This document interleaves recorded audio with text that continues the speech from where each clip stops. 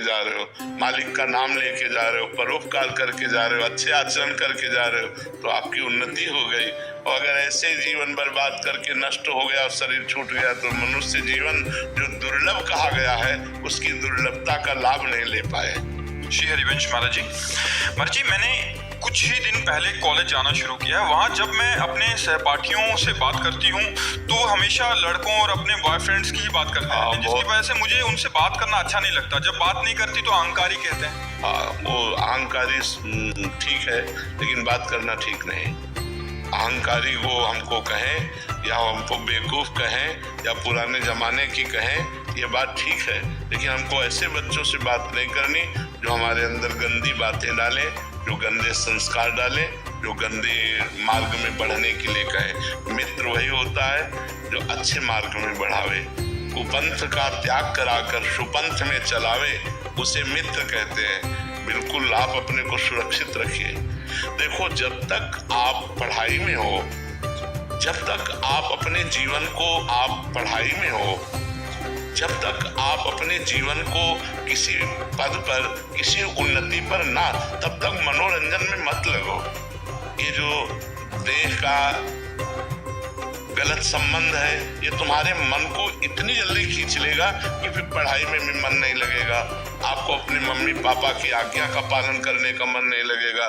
धीरे धीरे आप व्यसन में उतर जाएंगी, धीरे धीरे आप गंदे आचरणों में उतर जाएंगी। तो जो आप हमारे देश में आकर के कोई उन्नति करने वाली थी, वो आपसे नहीं फिर हो पाएगी। देखो, हमारे देश में आजकल माताओं बहनों का बहुत बड़ा स्थान है। राष्ट्रपति भी हमारे देश की देवी ही है। तो ऐसा नहीं कि बच्चियां जाकर बॉर्डर में रह सकती, लेकिन हमारी बच्चियों में कोई कमी, वो पूरे। पर अगर हम स्कूल पीरियड में ही अपने मन को विभाजित कर देंगे व्यसन में, बेविचार में, ये गंदी बातों में, तो हम आगे उन्नति कैसे प्राप्त कर पाएंगे? अभी हम बच्चे हैं। जब आप बॉयफ्रेंड बनाओगे, जब आप गलत विचारों में फंसोगे, तो एक दूसरे के विचारों का आकर्षण होगा और वो तुम्हारे चिंतन पर दबाव डालेगा, चाहे वो कामासक्त करके, चाहे वो काम क्रीड़ा के बाद का दबाव। वो दबाव आपको धीरे धीरे व्यसन की तरफ ले जाएगा और व्यसन का दबाव पतन की तरफ ले जाएगा। देखो, बच्चा बोला ना कि हम जब स्कूल में जाने की, तो स्कूल के हमारे मित्र हमको ऐसा, और अगर हम वैसा नहीं चलते तो हमें अहंकारी। तो अब इस बच्चे से पूछो कि तुम्हारे संग में कितने ऐसे हैं जो तुम्हारा साथ देने वाले हैं? कोई साथ नहीं देगा, उपहास और करेगा। हमारे परिवार हो, हम आपको सुधारने के लिए प्रेरणा करते हैं कि आप ऐसे आचरणों से अधियुक्त रहेंगे तो आध्यात्मिक और आधुनिक दोनों उन्नतियां आपके पतन की तरफ चली जाएंगी। अगर आप संयम से रहेंगे तो आप आधुनिक और आध्यात्मिक दोनों उन्नति को प्राप्त हो सकते हैं। तो आप बच्चा अपनी स्थिति में रहिएगा, किसी के चक्कर में मत पड़िएगा। कोई अहंकारी कहे या कोई पुराने जमाने की कहे या कोई बेवकूफ कहे, हमको इन बातों से लेना देना नहीं। हमें धर्म से चलना है, पवित्र होके चलना है।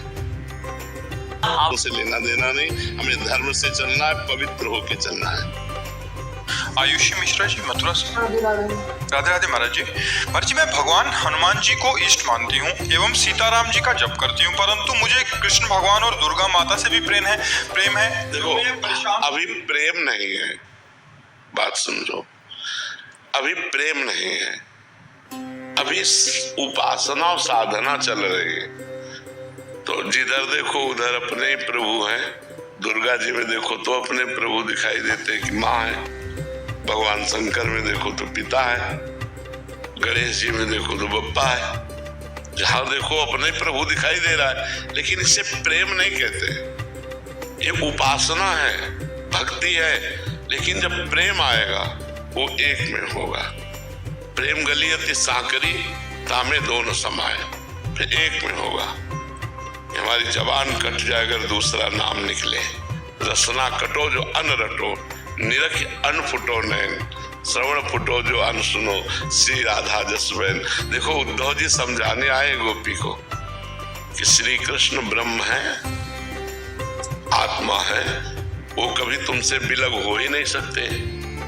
तो गोपी जन कहती, उद्धव मन न भय 10-20, अब एक हो तो सो गयो श्याम पे, अब को आराधे ईस। एक मन था वो श्याम सुंदर ने चुरा लिया, अब तुम्हें ब्रह्म ज्ञान कह रहे हो, कौन तुम्हारा ब्रह्म ज्ञान सुने? तुम किसी और को सुनाओ जाकर, नाहिन रहे हो हियमाट और नंद नंदन अछत वाणी को। जब नंद नंदन हमारे हृदय में विराजमान है, जगह नहीं रहेगी तुम्हारे ज्ञान सुनने की, तुम्हारे ज्ञान सुनने की अब जगह नहीं रह गई। इसे कहते हैं प्रेम, श्री कृष्ण प्रेम, राम प्रेम, शिव प्रेम, वही एक परमात्मा है। पर जब प्रेम होगा तो फिर दो नहीं, फिर एक में होता है। जैसे भगवती अम्बा पार्वती जी भगवान शिव के लिए तपस्या कर रही, तो सप्त ऋषि जन आते हैं, पूछते हैं कि देवी आप किस लिए इतनी कठोर तपस्या कर रहे हैं? सूखा बिल्व पत्र खा रहे के, सूखा बिल्व पत्र एक ऐसे पाके तपस्या करते थे। अपर्णा नाम पड़ा तभी माता जी का। तो उन्होंने कहा भगवान शंकर को पति रूप में प्राप्त करने, न मकान है, न ऐश्वर्य है, न वैभव, चिता की भस्म लगाते हैं, बरगद के नीचे रहते, ऐसे वर्णन करने लगे क्योंकि उनको परीक्षा लेनी थी।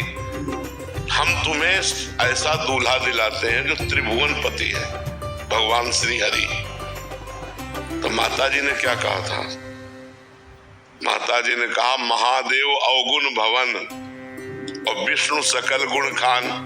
माना आपकी बात, लेकिन जय कर मन जय सन रमे ते ते ही संतान। कोटि जन्म लग रगर हमारी, बरऊ समुन्नत रहूं कुमारी। करोड़ जन्मों तक मैं जन्मूंगी और हर जन्म तपस्या करूंगी और यही मांगू कि भगवान शिव हमारे पति हो। कोटि जन्म लग रगर हमारी, बरऊ समुन्नता रहूं कुमारी। अब वरण करूंगी तो शिव को ही, नहीं तो कुमारी शरीर त्याग दूंगी और फिर भजन करूंगी, फिर भगवान शिव को प्राप्त। ये है प्रेम कि दिखा रहे कि विष्णु से कोटि जन्म लग रगर हमारी, परम समुन्नत रहूं कुमारी। तो जब प्रेम आएगा वो एक में हो जाता है, और जब तक प्रेम नहीं आता तब तक साधना होती है, और साधना में सब होता है। हनुमान जी, राम जी, सीता जी, श्याम जी, कृष्ण जी, मतलब विविध प्रकार। आप देखो घर में पूरे सब देवता मिलेंगे नहीं मिलेंगे, लेकिन जब प्रेम की उपासना आएगी तब उसमें एक हो जाता है, समिट जाता है। समिटे सो आशिक, फैले सो जमाना, वो समिट जाता है। प्रेम में फिर दूसरी तरफ नेत्र उठते ही नहीं। भगवान वो स्थिति कब आती? करती रहो, नाम जप करते रहो, नाम जप करती रहो, यही साधना करती रहो। जब हम शुरुआत किए थे ना, तो इतनी चालीसा पाठ करते थे, हनुमान चालीसा, शिव चालीसा, ये चालीसा, वो चालीसा, ये पाठ, वो पाठ। धीरे धीरे धीरे धीरे धीरे धीरे वो आगे बढ़ा जाता है। अब ककाहरे ना आवे तो डिग्री कहाँ से पा लेगा?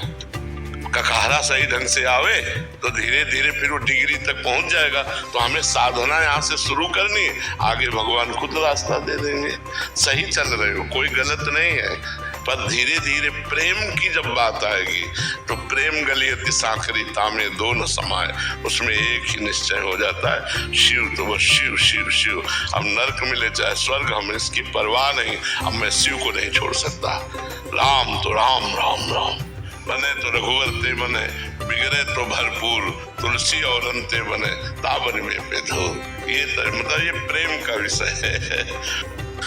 महाराज जी आपके चरणों में कोटि कोटि प्रणाम। महाराज जी मैं इंग्लैंड में 20 साल से रह रहा हूँ और आपकी इतनी वीडियो देखी कि आपसे मिलने चला है महाराज जी मेरे मन में बहुत से गलत ख्याल आते हैं जब भी जप करता हूँ या पाठ करता हूँ। अगर मन लग भी जाए तो पारिवारिक में पत्नी जी कहती हैं मतलब बड़ा ब्रह्मचारी बन रहा है, अभी बैठ के भजन कीर्तन कर रहा है। महाराज जी फिर सब कुछ बंद हो जाता है, फिर नाम जप भी नहीं चलता। तो ऐसे महाराज जी सही रास्ता बताएं क्या? रोल करना, रोल अभिनय। पत्नी के साथ पति का जैसा अभिनय चाहिए वैसा ही करो। नहीं देखो उत्तर मिला ना, बड़ा फिर वो गड़बड़ हो जाएगा। उसको लगना चाहिए कि आप उसके पति हैं और आप पति धर्म का पालन कर रहे हैं। हंसना, बात करना, उसमें भी भगवान विराजमान है। और एक पति का जो कर्तव्य है अपनी पत्नी के प्रति, उसका निर्वाह करना, अंदर ही अंदर नाम जप करना, और बाहर व्यवहार संसार का करना। जो अंदर ख्याल आते हैं नाम जप के समय, वो हमारे जो मन में भरे हुए हैं वही आते हैं, नए नहीं आते, क्योंकि नया तो नाम जा रहा है। हम जब वाहेगुरु जप रहे हैं, सतनाम जप रहे हैं, तो हमारे अंदर जो गंदगी भरी हुई है माया की मन में, वो निकलती है। उस समय में घबराना नहीं चाहिए, उस समय में धैर्य पूर्वक और नाम जप करना चाहिए। और जब मन लग रहा है और उस समय सांसारिक कार्य है, तो आपको मन लगाए हुए ही सांसारिक कार्य करना है। जो घर गृहस्थी के कार्य, हंसना है तो हम बनावटी हंसी हंसे, किसी को ये नहीं लगना चाहिए अब आप हर समय गंभीर ऐसे लगेगा ये तो सन्यासी हो जाएगा, ये तो संत बन जाएगा, हमारे काम का नहीं रहेगा, तो पत्नी फिर तुम्हें एक को भजन नहीं करने देगी, पत्नी लड़ेगी। तो हमें चाहिए कि पत्नी को भी प्रसन्न करना है, उसके सामने ऐसा अभिनय करना है कि मैं ऐसा कुछ नहीं कर रहा हूँ। भजन एक प्रवीणता लाता है, मूर्खता थोड़ी लाता है। देखो प्रवीणता ही तो है, सबको आकर बैठ करके प्रश्न करते हो, उत्तर लेते हो। तो अगर भजन ना होता, भगवान की शरण में ना होते, तो ये प्रवीणता आती क्या? तो क्या तुम एक परिवार को नहीं संभाल सकते? भजन करने वाला लाखों को संभाल सकता है, तो क्या आप भजन करके अपने परिवार को नहीं संभाल सकते? तो यही चतुरता है, किस समय हमें कैसी बात करनी है। अब जैसे मान लो पत्नी आई, सुनो जी, नहीं अब हमसे बात मत करो, हम भजन कर रहे हैं, अब गड़बड़ हो जाएगा। हाँ बताओ, ऐसे प्यार से बात करो कि उसको लगना चाहिए कि हाँ ये नॉर्मल है। वो अगर देखेगी सीरियस हो रहे भजन में, तो वो घबरा जाएगी कि ये तो बाबा जी बन जाएंगे, ये तो वो तो बोलती है अगर भजन करोगे तो कामनी बन के आऊंगी मैं।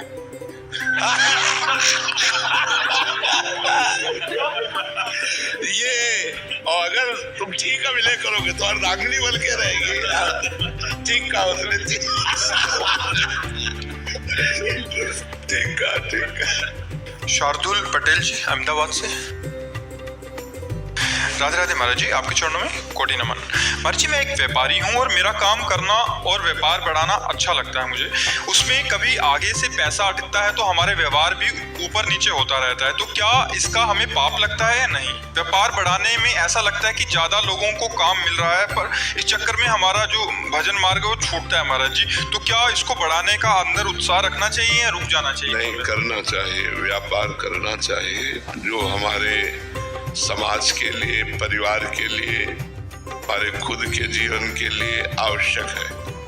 वस्त्र, भोजन, अर्थ, विविध प्रकार की कार्य प्रणालियां, ये सब व्यापार, नौकरी, किसानी, जो जिसके भगवान ने व्यवस्था होती है, तो हमें कार्य करना है, लेकिन अधर्म युक्त नहीं, धर्मयुक्त। व्यापार करना है, उचित मुनाफा लेना है, क्योंकि उस मुनाफे के बिना व्यापार का महत्व क्या रहा? उचित मुनाफा लेना है, सही वस्तु देना है, सही तौल में देना है, बेईमानी नहीं करना है। अगर हम अधिक धन के लोभ में बेईमानी करने लगे, तौल में घाटा, वस्तु में अधिक मुनाफा लेकर, वो भी ठीक नहीं है। उचित मुनाफा, सही तौल, तो हमें लगता है व्यापार बढ़े, कोई परेशानी नहीं इसमें। भगवान नाम जितना आप जप पाए जपिए, नहीं उस व्यापार को भी भगवान की पूजा मानकर व्यापार रूपी कर्म को भगवान को समर्पित कर दीजिए।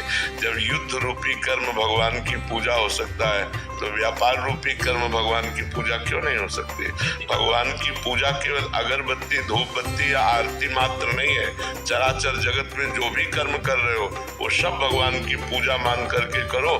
जो जहाँ है, यदि आताताई है और समाज को दुख देने वाला है और आप सुरक्षा में खड़े हैं, आवश्यकता पड़ने पर आप गोली चला रहे, तो वही पूजा हो रही जो आरती हो रही, जो धूप बत्ती हो रही, अगरबत्ती हो रही, वही गोली चलाना हो रहा है। अर्जुन जी कह रहे मैं युद्ध नहीं करूंगा, संन्यास लेके भजन करूंगा, और भगवान ने कहा मां मुनिस्मर युद्ध च, मेरा स्मरण करते हुए युद्ध करो, अत्यंत आवश्यक है, युद्ध रूपी पूजा से मैं प्रसन्न होऊंगा। तो हमें लगता है व्यापार बाधक नहीं, बेईमानी बाधक है। हम बेईमानी ना करें, व्यापार खूब अच्छे से बढ़ा करके करें, कोई परेशानी नहीं है। भगवान का नाम जप करें और व्यापार से आए हुए धन से दूसरों का भी हित होगा, परिवार का तो समाज का हमारे द्वारा हित हो, यही तो हमारे मनुष्य जीवन की सार्थकता है। मान लो कोई बीमार आदमी है, पैसा नहीं है, आप दवा में लगा देते हैं, आपकी सार्थकता हो गई जीवन की। कोई भूखा है, भोजन दे देते हैं। सर्दी का समय, कोई सर्दी से कांप रहा है, फुटपाथ में बैठे, उसको अपना साल उड़ा देते हैं। यही तो मनुष्यता है, यही मनुष्यता, यही हमारे कमाने का फल है कि हम स्वयं पावें और दूसरों। देहात में एक दोहा कहते थे, साईं इतना दीजिए जामे कुटुंब समाए, मैं भी भूखा ना रहूं और अतिथि न भूखा जाए, साधु न भूखा जाए। तो ये करना चाहिए। व्यापार है, नौकरी है, सब कुछ करना